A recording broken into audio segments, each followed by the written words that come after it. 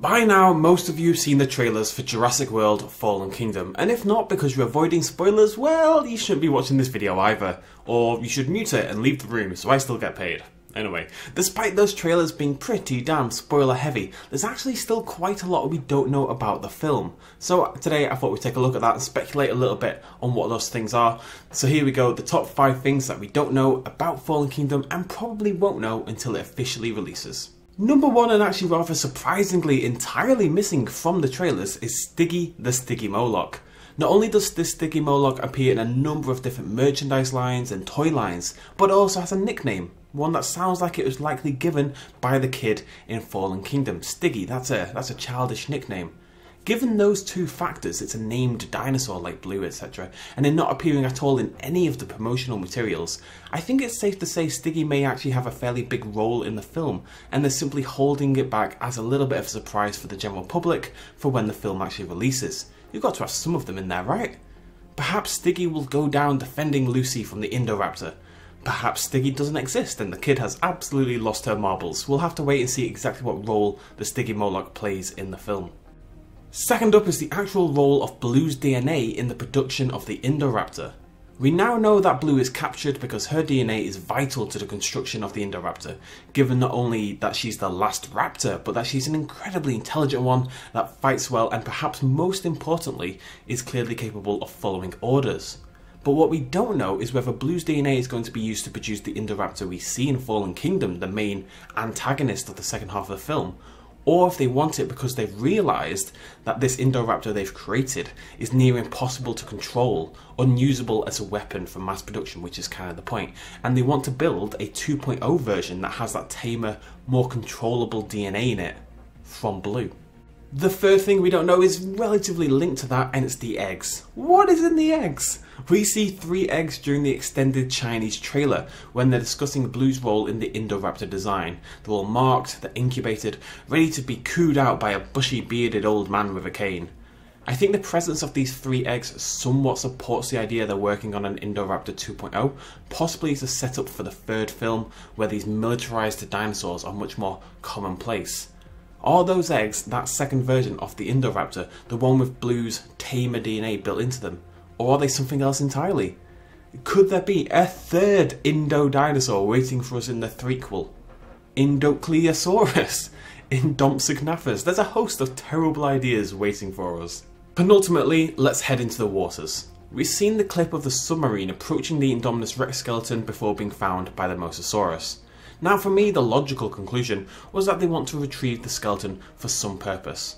But the more I look at it, the more I'm unsure that the submarine they have is actually built for that task. So why are they down there? Are they there for the Mosa or are they there for the skeleton? And what role is the Mosasaurus actually going to play in the film other than popping up and eating some nutritious surface? Is it really just a sign that, these creatures are now taking over our planet once more, as Ian Malcolm says, welcome to Jurassic World? I do believe the divers suspected the Mosasaurus was dead. It definitely looks a little worse for wear. I don't think they'd have gone down there and opened those huge gates otherwise. So that does seem to suggest they're there for the Indominus Rex. But why? Is it DNA? Is it just they just want to retrieve the bones? What is the purpose? Is it perhaps people from Lockwood going? We've seen that Lockwood collects these, expensive exotic specimens, expensive exotic skeletons. An Indominus Rex skeleton would be the prized possession for him in his little mini museum. Is that why? Finally, and most upsettingly, what on earth is going on with Isla Sorna? The DPG website, which is at the very least soft canon, has been hard pushing this idea of Sorna being pillaged and ruined, devoid of dinosaurs, ransacked. But is that the case? When Nublar dies, are we truly going to be without a dinosaur island? I've long believed that the role of the DPG in Fallen Kingdom is to take the dinosaurs to Isla Sorna before they are then betrayed by those Lockwood mercenaries. The DPG aren't going to take them to the mainland, the dinosaurs. That's just nonsensical given past events. And Sorna is by far the biggest and most suitable island. The infrastructure is already there. I find it hard to believe that Jurassic Park as a franchise has no place in the future in the 5 Deaths or Isla Nublar, that we're now consigned to the mainland forever. And I'd love for the final scenes of the 3rd film at least to show us returning to those islands and the dinosaurs finally being at peace. Until then, I and a lot of people would just love some in-movie universe mention of Isla Sorna. Just a little bit. Just a suggestion that the filmmakers know it exists and they haven't forgotten what is, in my opinion, the more exciting of the two islands we've spent time on. Maybe a personal one this, but the DPG websites keep stoking that fire. They really are honing in on it, and it's getting a little frustrating to go without proper answers. So there we go, 5 things. There's plenty of others we could have gone into. Why did Owen and Claire separate after Jurassic World? Does Rexy have a role at all in the second half of the film? We see her saved from the island, but does she appear again in the second half of the film? Does she do anything to combat these Lockwood mercenaries?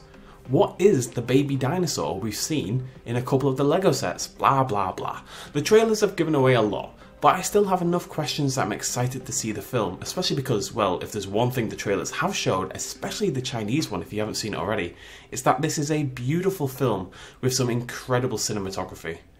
Is there anything I've missed here? Let me know in the comments down below, and I'll see you lovely folks in the next episode. Please don't forget to hit that like button if you did enjoy this video and want to see more like it. It does massively help me out. Cheers, much love as always.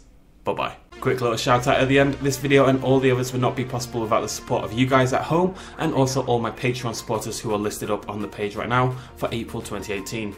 Thank you guys for all the help, and if you want to join in and help me out a little bit, you can do so at patreon.com/bestinslot. Thanks for joining me.